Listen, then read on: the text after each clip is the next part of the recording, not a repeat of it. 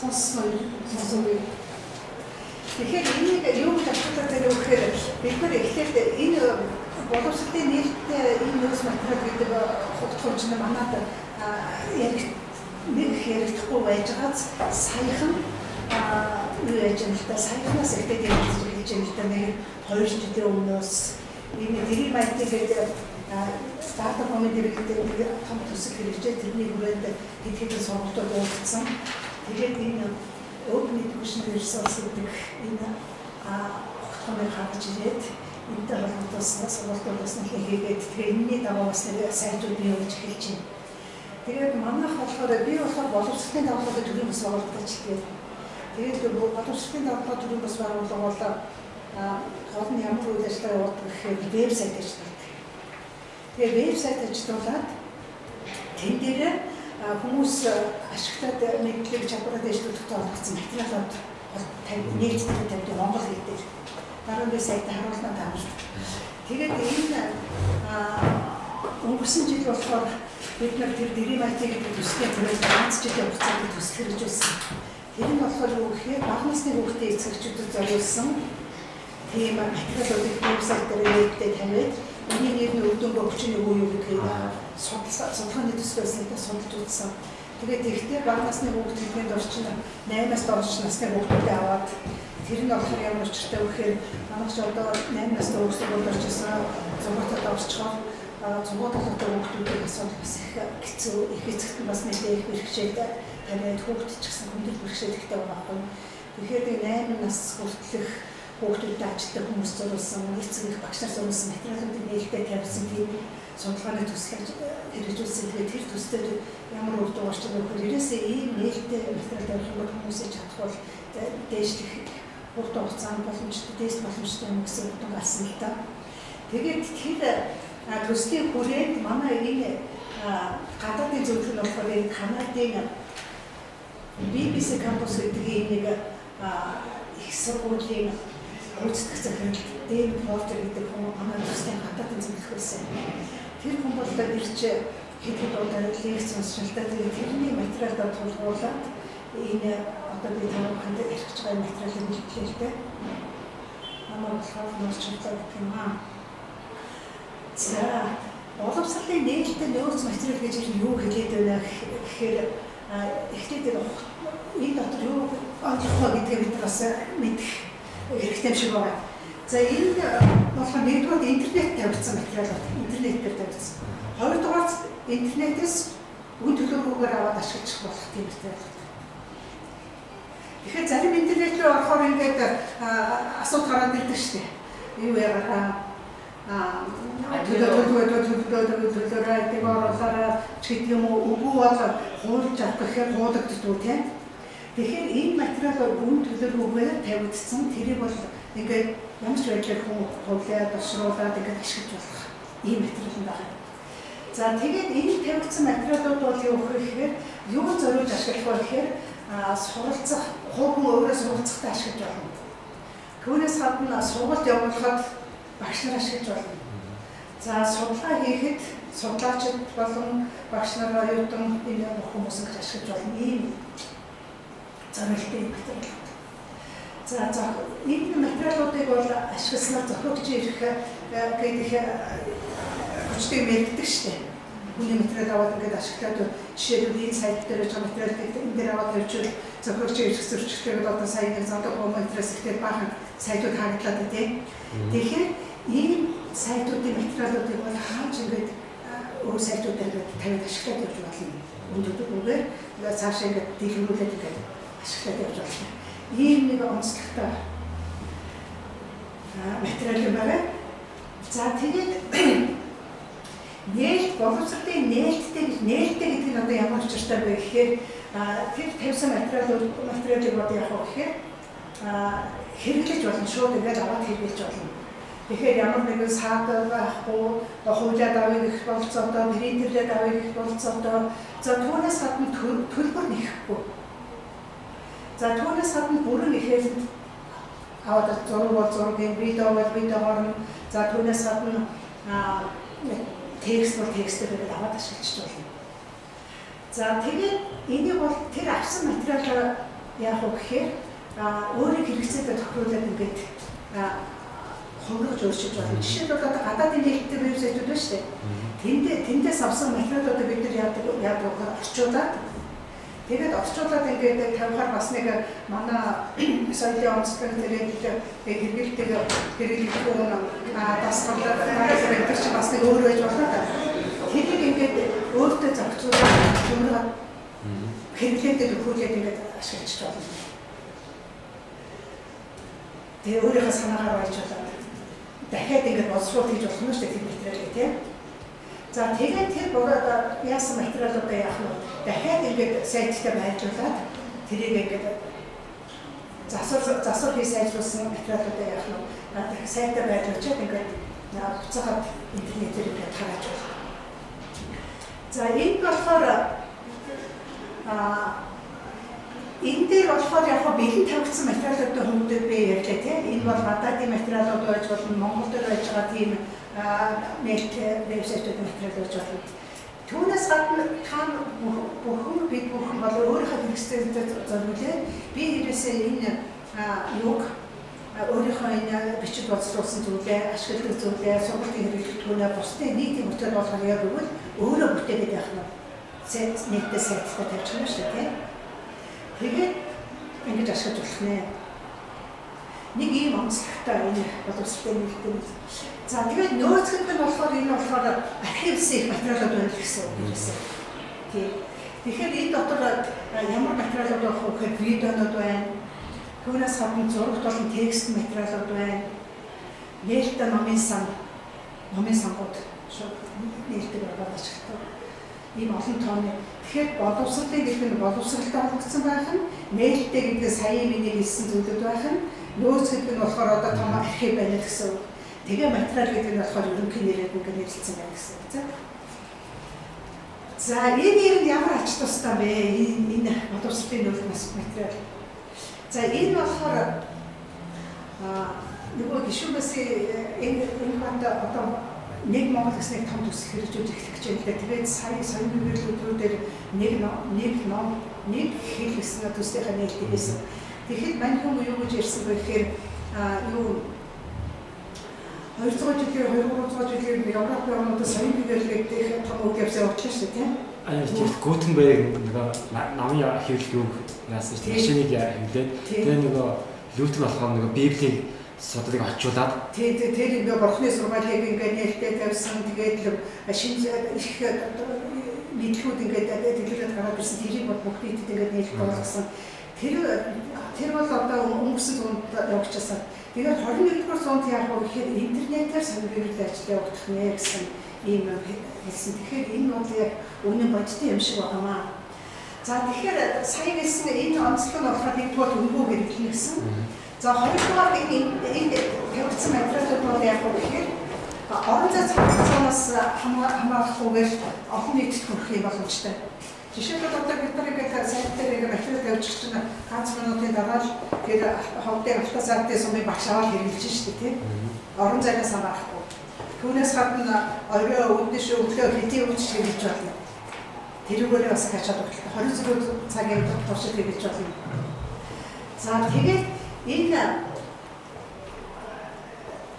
бааз зардлыг өгч болцоотой. Жишээлбэл одоо манай чинь мэргэжилтэй дэжтүүднийгээ юу яадаг штэ. Тэгээд хөөч чинь 5 жилээр нэг банк багшрын замын зардлыг төлөв наашин авчираад тэгээд тэр замын зардлыг хоолой хүсэлүүлж байгаа. Тэгээд дээрэс нь тэр багшахаас юу цагийн хүсмэсгээр баах зарлага гаргаж яадаг штэ. Тэгэхээр шал хангасан материалуудыг видео тэгээд бусад хэлбэр тавьчих чинь тэр орнууд байж байгаа багш нар шууд аваад ашиглах болцоотой. Тэгэхээр энэ болохоор зардлын хувьд бол их гэмээр болцоотой байна. За тэгээд энэ нээлттэй материал бол сая нэг яриад өнгөрлөө шүү. Ингээд сайжруулж болно тийм. Ингээд сайжруулах гарахтаа тухайн материалаар ажиллах тийм хэсэг бүлэг улсууд гарч ирэх болцоотой. Нэг ийм хөвлөөр дээр нэг ийм тодорхой хүрээний сэдвтэй материалтай нэг хэсэг бүлээс ажиллаад тэрийг урдам ингээд боловсронгуй болгоод ингээд хамтын бүтээл болгоод ингээд яваад ахаас болцоотой. За тэгээд архив үүсгээд ашиглаад болцоотой. За энэ сургуулийн технологийн шинжилгэт бас их том нэмэр оруулна юм. Энэ бол ямар байдлаар оруулах вэ гэхээр жишээлбэл манай энэ сайт дээр болохоор бид багш нартай тэр онлайн чиглэлийн мэдээллүүдийг тавьдаг байхгүй орчуулж байна. Түүнээс гадна шууд аваад ашиглах тийм хүүхдтэйгээ гэрэлхээр ашиглах материалууд тавьж байгаа. Тэгэхээр тэр хоёр чинь нээж байгаа багш нарын тэр хүүхдтэй ажиллагаа бодлоо сайжруулахад бол их боломжтой. За энэ боловсролын нээлттэй нөөц материалыг орон нутгийнхаа төвшин жишээлбэл нэг аймаг байлаа гэж хахад аймгийнхаа хэмжээнд ашиглаж болно. Улсынхаа хэмжээнд асуудал бүр жишээлбэл Азийн хөндлөлт тус нутагч гэдэг юм уу гэж яаж болно. За тэгээд энэ жишээлбэл одоо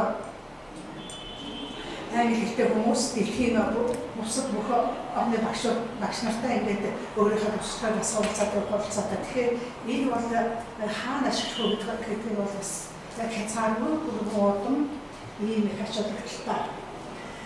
За тэгээд энийг яаж олох вэ гэхээр одоо Google том сайт байна шүү дээ. Энэ чинь бол хайлтын том сайт байж байгаа. Тэгээд энэ дээр тавиад авах бол янз бүрийн сайтууд гараад байна. За жишээлбэл Open Education Resource-ээр бичгэд бол тэр сайтуудаа хаяг нь гараад ирнэ дээ тий. Жишээлбэл ийм хаягуудыг зүгээр ингээд жишээ болгоод тавьсан байна л да. Энэ дараа дахиад гарны сайтуудыг жоохон тодруулаад гаргаж. Open Education Resource-ээр Google дээр тавих бол энэ нээлттэй вебсайтуудаа хаягууд нэлээд олнороо гараад ирнэ. За тэгэхээр би сая хэллээ зохиогч ирсэн зөрчихөхгүй гэлээ тийм ээ. Тэгэхээр дураараа ингээд бас аваад ашиглаад байх гэсэн үг биш. Тэгэхээр энэ яг юу гэхээр энэ Creative Commons гэдэг ийм юу ашигладаг энэ боловсролын нээлттэй нөөц материал Creative Commons. Энийг ямар утгатай вэ гэхээр энэ нээлттэй материалуудыг энийг яаж ашиглах вэ гэдгийг нь бол заагаад өгсөн гэдэг. За тэр Creative Commons-ийн тэмдэглэл бол ингээд тодорхой тэмдэглэл үүстэй. Тэгэхээр сайн CC-г томор бичсэн байлээ шүү дээ тийм. Энэ чинь бол Creative Commons гэсэн үг. Энэ анх 2001 оны хувьд бий болсон нэг олон нийтийн байгууллагын байгууллага үүсгэн бий болсон. Тэгээд энэ ерөнхийдөө ямар утгатай үг болчихвол бүгдээж хамтын өмчсөн юм байна.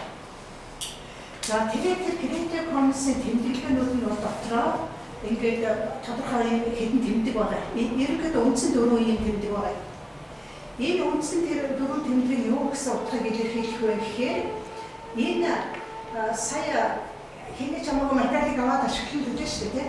Тэр материал бол заавал нэг хүний анх тавьсан хүний нэртэй гэж. Тэгэхээр нэртэй ямар нэгэн материал тавьдаг гэхэд тэрийг анх тавьсан хүний нэр нь байж байгаа нэ. За энэ юу гэсэн үг байх гэж бодож байна? Төлбөр зарж бор. Тийм. Энэ болохоор юу гэсэн нэг энэ доллар хэмжээ байгаач. Тэгээд ингээд чагталсан болохоор ашиг олох зорилгоор ашиглаж болох. Тэрийг нээлттэй байдлаар сайтаар тавьсан боловсролын нээлттэй нөөц материалуудыг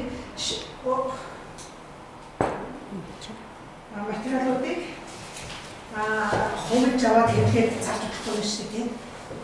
За энэ болохоор юу гэсэн үг вэ гэхээр ийм тэмдэг тэнцвэрийн тэмдэгтээ ийм тэмдэг байх юм бол уг бүтээлийг өөрчилж болохгүй. Яг тэр байгаа хэмжээгээр ашиглаж цааш нь тараад. Зарим нь бол өөрчилж болох нь, зарим нь бол бас өөрчилж болохгүй юм тийм үү? Тийм. Ийм тэмдэглэлтэй байвал за ийм тэмдэглэлтэй байвал share like гэсэн үг юм байна. Ижил нөхцөлөөр цааш нь дамжуулна гэж. Энэ чинь юу гэсэн үг гэхээр энэ тэмдэг тавьсан материалыг бол үн төлөөгүй ингэж шууд аваад ашиглаж байгаа бас хамтраад ажиллаж байгаа. Тэгээд тэрийг мөн ижлэх нь ямар нэгэн үн төлөвлөгөөр цаашаа яах нь ижил нөхцөлтэй байгаа гэж дамжуулах гэсэн ийм нэг Creative Commons-ийн 4 ийм онцлог ийм тэмдэг болж байгаа. За ингэснийхаа дараагаар сайтууд дээр энэ бүх сайтынхаа доотлол одоо би танаас дараа өөрийнхөө сайтыг харуулна. Жишээлбэл ийм тэмдэглэлтэй сайт байж болно. За ийм тэмдэглэлтэй зүгээр CC бичээл тэднийг хүний зурагтай юм шиг байвал бүрэн нээлттэй сайт гэсэн үг байна. Бүрэн нээлттэй сайт. За энд болохоор юу гэхээр тэр сайттай тавьсан материалууд зохиогчийг нь заавал дуртай явна гэсэн үг. За энд бол нэг нэмэгдээд ороод ирсэн байна те. Энэ нэмэгдээд ороод ирсэн байхад бол энийг бол ашиглаж болно, бас хамтраад өөрчилж болно. Гэхдээ яг уу гэхээр цаашаа яг энэ ашигласан байдлаараа цааш нь тараад нийт бүхний төвхтэй болгож байна. За энэ дээр бас нэг юм тэмдэглэл ороод ирсэн байна. Энэ юу гэж юм бэ? Ашигын бус уг бүтээлийн бизнес бодлогоор хэрэгжиж болохгүй. Энүүдээр саяын тэнцвэрийн тэмдгүүд энэ дээр нэмэгдээд ирэх юм бол өөрчлөхгүйгээр яг тэр байгаа байдлаар нь энэ тохиолдлууд хэрэгжинэ гэсэн үг. За тэгээд энэ нээлттэй чинь ямар нэгэн вебсайт байна гэсэн үг байна шүү дээ. Тэгэхээр энэ вебсайтыг ашигладаг их open source гэдэг нь энэ их кодд хүчтэй номсон үг биш ч магадгүй. Энэ юу болохоор ийм янзын нээлттэй ийм кодуудыг ашигладаг. Жишээлбэл манай давлага вебсайт дээр ихтэй бид нар жуунл ашиглаж байсан байхгүй юу?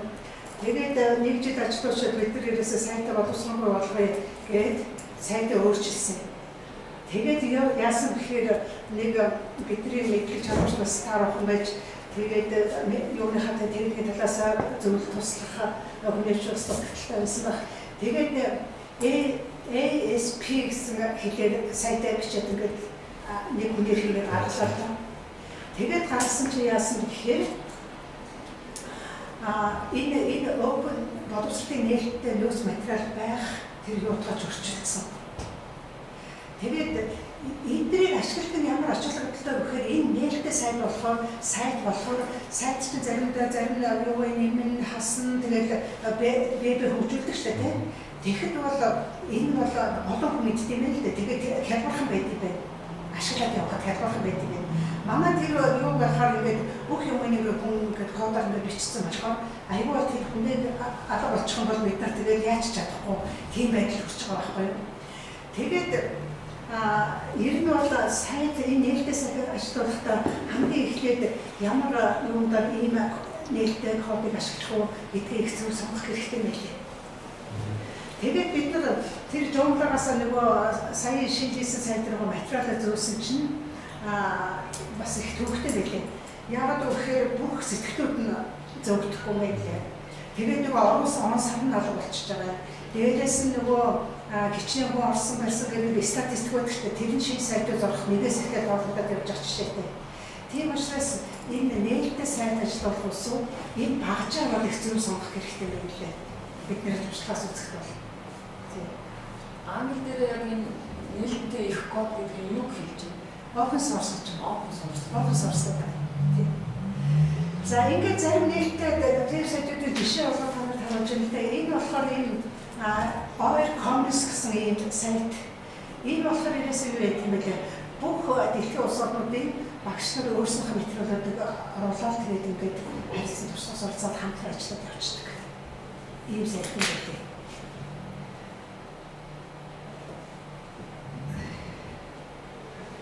За энэ болохоор Крики гэсэн curriculum сайт. Тэгэхээр энэ сайт бол ерөөсөө 2 настай хүүхдээс эхлээд 12 дугаар ангийн сурагчид 12 дугаар анги төгсөх хүртэл багш сурагчид төрүүлсэн бүх curriculum материалууд хийж байгаа жишээтэй. Тэгэхээр эндээс ямар нэгэн материалуудыг сонгож аваад тэгээд орчуулад тэгээд ерөнхий сайтаар тавиад нийтийн бүртгэл болгох багш нартай ашиглах сонголтод ашиглах болсон байх юм шүү дээ. За энэ Khan Academy гэсэн ийм сайт байж байгаа. Энэ болохоор дандаа видео сайт. Их хялбархан аргаар ингээд математик болон байгалийн ухааны хичээлүүдийн юмнуудыг ингээд видеогоор оруулсан. Нийтдээ 30,000 видео байна гэж байгаа юм дотор. Тийм. Бид нар бас энэ сайт руу зарим нэг хийх бодлого хийсэн. Сүүлдээ харуулна.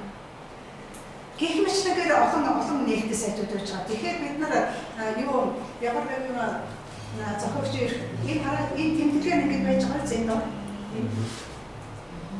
Тийм.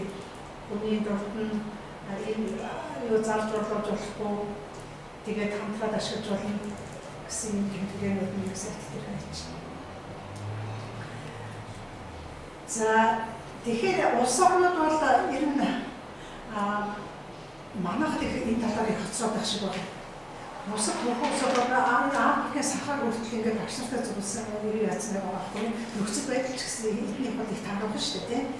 Тэгээ интернетийн ашиглаад тэр багшийн чадвармад гэхэд бол жишээлбэл нэг ийм сайт байна л да. Ийм Tesla гэсэн ийм сайт багш нарын мэргэжил боловсрол дэвшлүүлэхэд ашигладаг гэж байгаа. Тэгээд ингээд энэ сайтыг ажиллуулаад одоо манай багш нарын мэргэжлийн институтад байгуулж штэ. Тэгэхээр эдгээр бол одоо ийм сайтууд болох байлгүй гэж бодож байгаа штэ.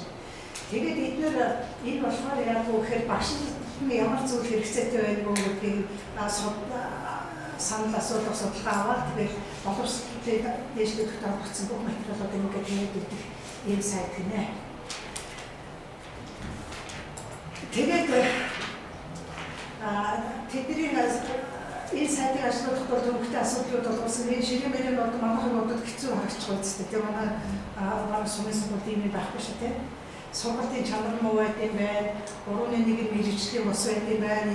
Юуны тэгээд мэргэжлийн багш хэрэгцээгүй байт юм байна. Гэхдээ эдгээр бол энэ аргаар багш нарын мэргэжлтэй дэвшлүүлэх ажилтны зохион байгуулж байгаа гэдэг чинь бас ойлголцоо байгаа байхгүй юу? Тэгээ одоо тэднийх бол 75 ширхэг ийм сургалтын материал хийсэн гэж байгаа.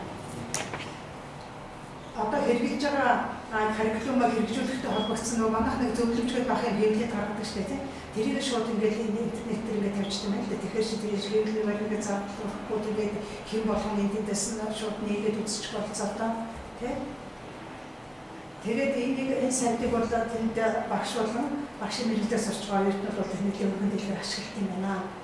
За ер нь бол дэлхийн нийт бол энэ боловсролын нийтийн эхлүү их эрчимтэй явж байна. Сая өнгөрсөн 6 сарын 22-нд байхаа Парист боловсролын нийтийн нөөц материал гэсэн дэлхийн чуулган болсон байна. За энэ чуулганд манай тэр Дэвидээ зөвлөх очсон. Тэгээд энэ зөвлөх ирээд бид нарт ийм чуулган болж байгаа ерөнхий зарчим болон танилцуулж байсан л да. Тэгэхээр энэ ач тусыг олон түмэнд дэлхийн улс орнуудад мэдүүлэх, тэнд дээр ажиллаж байгаа чухал бас тусгай улсуудыг сурчилж бусдад таниулах. Тэгээд энэ юунаас энэ дэлхийн чуулганаас бол юу гарсан байна? Тунхаг гэж юм гаргасан. Энэ тунхагыг бол та нар эндээс харахад энэ материал мэдчих юм чинь нэг 10 зүйлтэй тунхаг гаргасан гэж байна. Тэгээд энэ дотор хамгийн их агууштай зүйл бол юу гэхээр за энийг одоо ойлголтыг дэлгэрүүлээрээ ашиглаарай гэснээс гадна энэ манай чинь ингээд сургуулийн хөтөлбөрөөр төлөвлөгөө боловсруулах нэтрэгэл ажлуудыг ингээд юу хүрээлийн энэ чинь ингээд улсын төсвөр хийдэг шүү дээ тийм. Улсын төсвөр хийсэн материалууд бол нээлттэй их байх хэрэгтэй гэсэн. Тэгээд одоо бол манай цаашдаа бол энэ бүх сургуулийн хөтөлбөрүүд юу нэг бол нээлттэй тавих харахаар гэж бодож байгаа.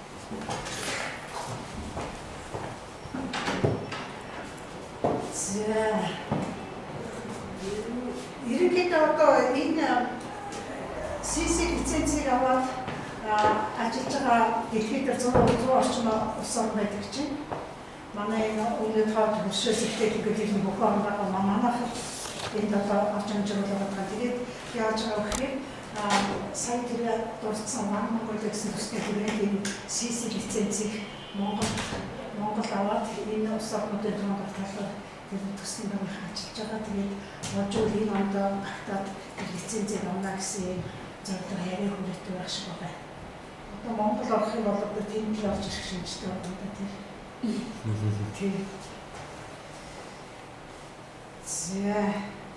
За нэг ийм ерөнхий зүйлүүдийг ярьчаад өөрийнхөө вебсайтыг танилцуулах.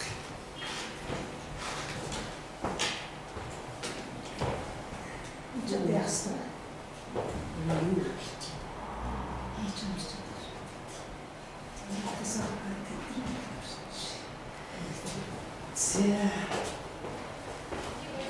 Манайх ийм дагуулгаас вебсайт ажлуудыг тэгээд энэ тавьж байгаа бүх материалууд бол ерөөсөө За жишээлбэл энэ материал өчигдөр тавьсан материал ороод ирсэн. Энд бид нар яасан гэхээр өнгөрсөн 2 жил гаруй хугацаанд бол их эцэг зориулсан маш олон материал тавьсан гэдэг.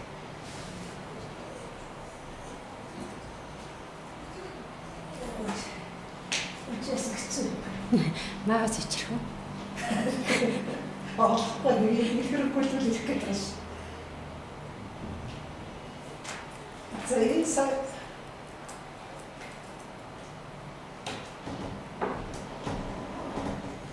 Энийг чадахгүй юм байна. Энийг бол орчуулж байлаад тавьж байгаа юм л да. Тэгээд ингээд багш нар бол шууд ингээд аваад ашиглах юм болцоо. Надтай.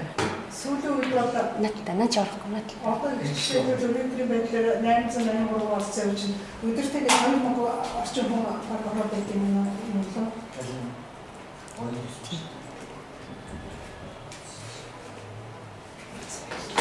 Сөрн тэрэн сөрн гэж.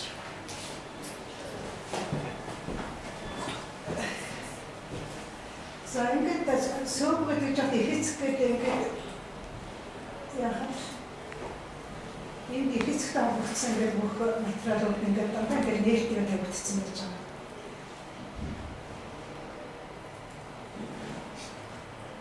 Шийдэл ингээд дарахад ихэцгээ багш нар ч гэсэн ингээд шууд хэлбэрхаа аваад зураг хүүхдүүдтэй ингээд зураг ашиглаад явах юм болцоо. За баг боловсрол гэхээр ингээд багш гэсэн юм бол багш нар зөвлөсөн бас нэг зүйлүүд ингээд юм байна.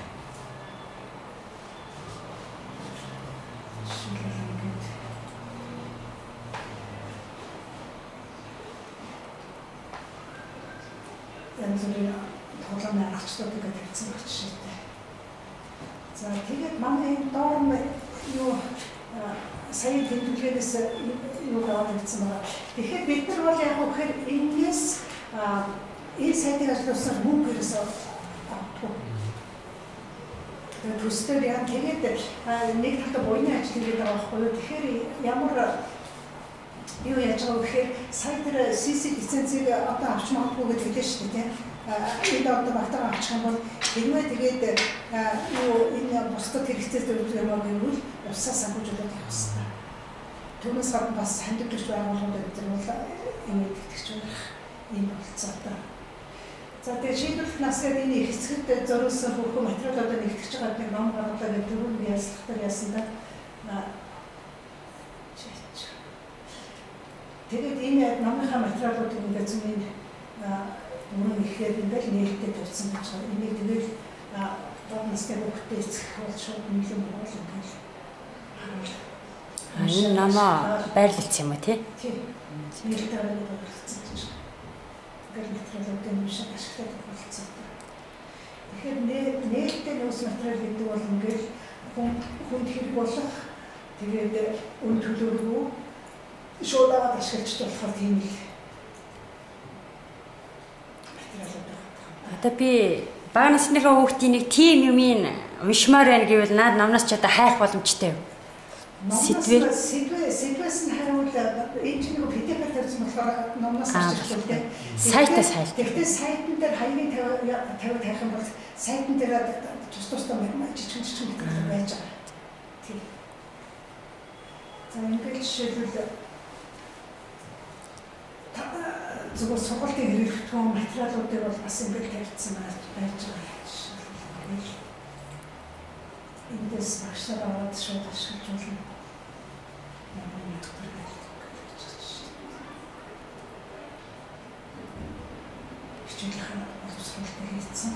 Тэгээд гол нь ингээд тавьчаад яг үхээр заавал энийг ашиглахгүй юм чинь юу яаж байгаа шүү дээ. Ингээд доор ингээд өсөд сэтгэл хүчээд байгаа.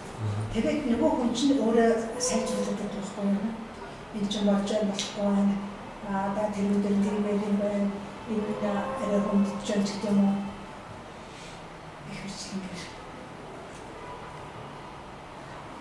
Энэ ч үсэж байна шүү. Түрүүн хан активтэй холбоотой танаас хайцтай байрсан баа. Хан активын бичлэг. Энийг доотлоо видеонууд явж байгаа. Энэ видеонууд тэр болохоор бид нар жоо туслах хөрөнгөлөж байгаа. Хаана гэдэг ингээ видео гэсэн юм дээр дарахаар ингээ бүх видеонууд ингээ гараад ирнэ. Би хаана гэдэг нь орчуулсан тавьсан юм таамаглая.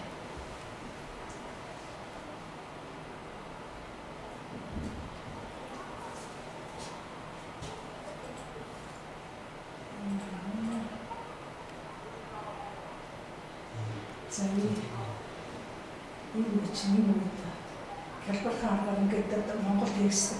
Тэгээд орчуулаад ингээд видео болгож тавьчих юм уу төвөгтэй зардал ихтэй байлээ. Яг тэгэхээр эхлээд текст орчуулж байгаа. Дараа нь тэгээд юу яаж байгаа. Текст орчуулсан дараагаар сайн уншдаг, диктор мэгтэргээр уншуулаад тэгээд дүрстэйгээ холбож дахиж монтажлаад тэгээд YouTube дээр тавиад YouTube-ээс сайжрах авч тавьж байгаа тийм их ажил гэдэг юм билээ. Тэгээд бид нар ийм жоох өртөг зардал ихтэй байсан болохоор яасан гэхээр юу яасан багш нар өөрсдөө тэр анхны академийн юмнуудыг ашиглаж агаад өөрсдөө ашиглаад байсан гэхээр өөрснөө санааг нь авчаад энэ Монголд нэгчлэлийн 24-р сургуулийн зарим багш нарын жижиг аргачлалууд ингээд видео хийсэн. Тэгээд хийж байгаа болохоор анх хийж байгаа болохоор бас жоохон туршлага батж байгаа. Тэгээд ингээд хийгээд байх юм бол жишээлбэл энэ 10 хэтрүүлэн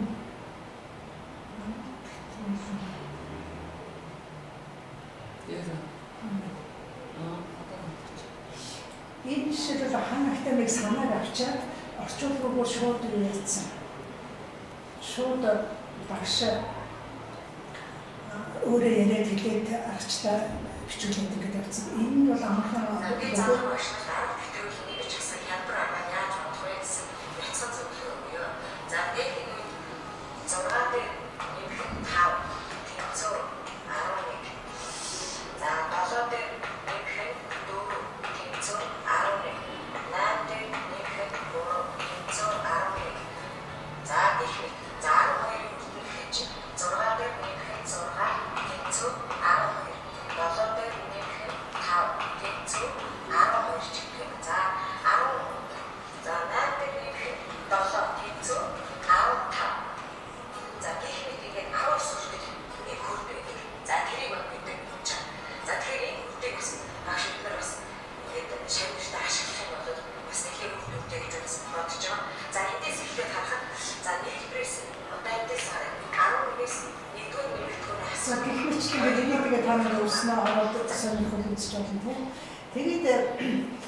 ингээд шууд санааг нь авчаад нутгшуулаад ингээд өөрөө зохиолд яачаад арай хялбархан бөгөөд хямдхан тусдаг юм билээ.